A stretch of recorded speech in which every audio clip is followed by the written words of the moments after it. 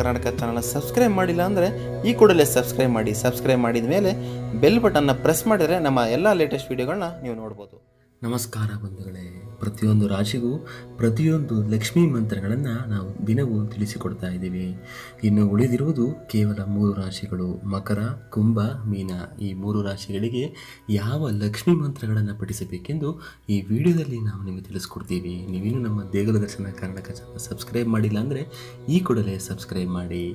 ಮಕರ ರಾಶಿಗೆ ಈ ಮಂತ್ರ. ತಮ್ಮ ಬುದ್ಧಿವಂತಿಕೆಗೆ ಈ ರಾಶಿಯವರು ಹೆಸರುವಾಸಿಯಾಗಿದ್ದು ತಾಳ್ಮೆ ಮತ್ತು ಪರಿಶ್ರಮಿಗಳಾಗಿ ದುಡಿತಾರೆ.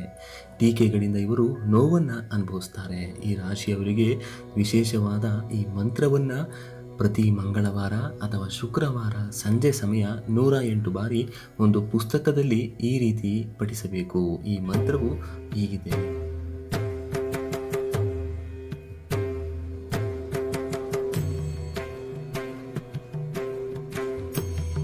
ಈ ವಿಶೇಷವಾದ ಶಕ್ತಿಶಾಲಿ ಮಹಾಲಕ್ಷ್ಮಿಯ ಮಂತ್ರವನ್ನು ಮಕರ ರಾಶಿಯವರು ತಪ್ಪದೇ ಪಠಿಸಬೇಕು.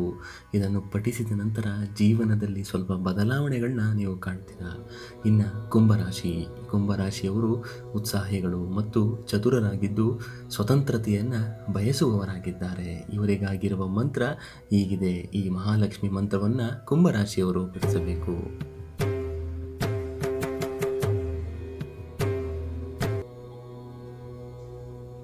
ಇನ್ನು ಕೊನೆಯದಾಗಿ ಉಳಿದಿರುವುದು ಮೀನರಾಶಿ. ಈ ಮೀನರಾಶಿಯವರು ಸೂಕ್ಷ್ಮ ಸ್ವಭಾವರಾಗಿದ್ದು ದಾನಿಗಳು ಎಂದೆನಿಸಿದ್ದಾರೆ. ಇವರು ತಾಳ್ಮೆ ಮತ್ತು ಪ್ರೀತಿಯಿಂದ ಕೆಲಸ ಕಾರ್ಯಗಳನ್ನು ಮಾಡಿ ಮುಗಿಸುತ್ತಾರೆ.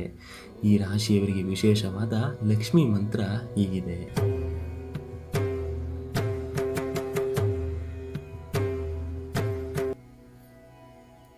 ಈ ಮಂತ್ರವನ್ನು 108 ಬಾರಿ ಮಂಗಳವಾರ ಅಥವಾ ಸಾಯಂಕಾಲ ಶುಕ್ರವಾರದಂದು ತಪ್ಪದೇ ಪಠಿಸುತ್ತಾ ಬನ್ನಿ. ಜೀವನದಲ್ಲಿ ಆಗುವ ಕಷ್ಟಗಳು ಕಳೆದು ಅದೃಷ್ಟವನ್ನು ಕಾಣುತ್ತೀರಿ.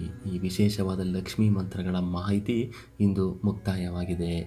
ತಪ್ಪದೇ ಜೈ ಲಕ್ಷ್ಮಿ ಎಂದು ಬರೆದು ಈ ವಿಡಿಯೋನ ಶೇರ್ ಮಾಡಿ. ಮುಂದಿನ ಬಾರಿ ಮತ್ತೊಂದು ವಿಶೇಷ ಮಾಹಿತಿಯೊಂದಿಗೆ ಸಿಗೋಣ. ಲೈಕ್ ಮಾಡಿ, ಶೇರ್ ಮಾಡಿ. ಧನ್ಯವಾದ ಸ್ನೇಹಿತರೆ.